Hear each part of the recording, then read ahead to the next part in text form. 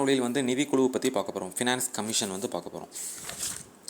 So finance commission பார்க்கும்போது இந்திய அரசியல் அமைப்பு பிரிவு 280 ஆர்டிக்கல் 280 கீழ் நிதிக்குழு பகுதி சட்டப்படியான அமைப்பாகும். நிதிக்குழு கட்டணா பகுதி சட்டப்படியான அமைப்பாகும். நிதிக்குழு வந்து ஆர்டிக்கல் 280 படி ஒரு பகுதி சட்டப்படியான அமைப்பாகும். 1951ஆம் ஆண்டு மத்திய அரசுக்கும் மாநிலங்களுக்கும் இடையே நிதி உறவை வரையறுப்பதற்கு அமைக்கப்பட்டது.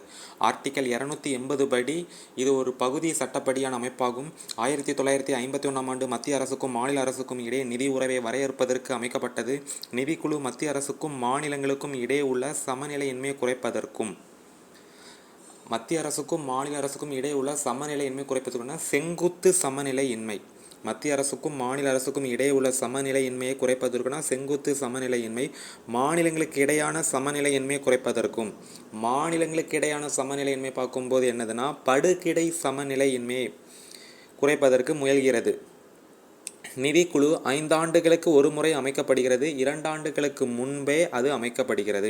5 ஆண்டுகளுக்கு ஒரு முறை அமைக்கப்படுகிறது. 2 ஆண்டுகளுக்கு முன்பே அது அமைக்கப்படுகிறது. இது ஒரு தற்காலிக அமைப்பாகும்.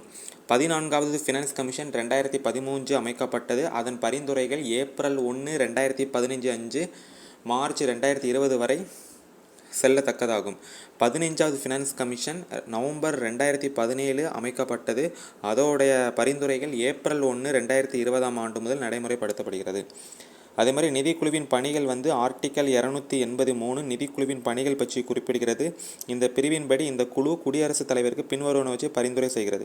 ஃபினான்ஸ் கமிஷன் பிரசிடென்ட் கிட்ட பின்வருவன வச்சு பரிந்துரை செய்கிறது. மத்திய அரசுக்கும் மாநிலங்களுக்கும் இடையே நிகர வரி வருவாய்களை ஒதுக்கீடு செய்து ரெவன்யூவை ஒதுக்கீடு செய்து அலோகேட் பண்ணி மாநிலங்களுக்கு அவற்றுக்குரிய பங்கை பகிர்ந்தளித்தல் ஷேரை வந்து பகிர்ந்தளிக்கிறது.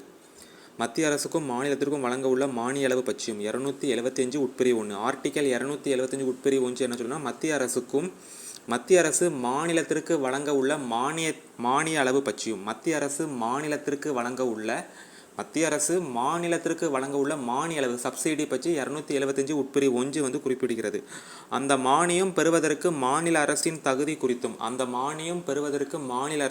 குறித்தும் கொள்கை குறித்தும் ஆர்டிகல் 275 உட்பிரிவு 1 உறுதி செய்கிறது. நல்ல திடமான நிதியை நிலைநாட்டும் வண்ணம் இந்திய குடியரசுத் தலைவரின் பார்வைக்கு கொண்டு செல்ல வேண்டிய விவரங்கள், ஏனைய சிக்கலாகிய கடன் நிவாரணம், மாநிலங்களுக்கு வழங்குகிற இயற்கை சீற்றத்திற்கான நிதி, நமக்கு ஏதாவது இயற்கை பேரிடர் டிசாஸ்டர் நடைபெறும்ல, புயல், அதுபோல் வெள்ளம், இது மாதிரி இயற்கை பேரிடர்கள், இயற்கை சீற்றங்கள், ஸோ அதற்கான நிதி, துணை ஆயத்தீர்வைகள் முதலியானவை.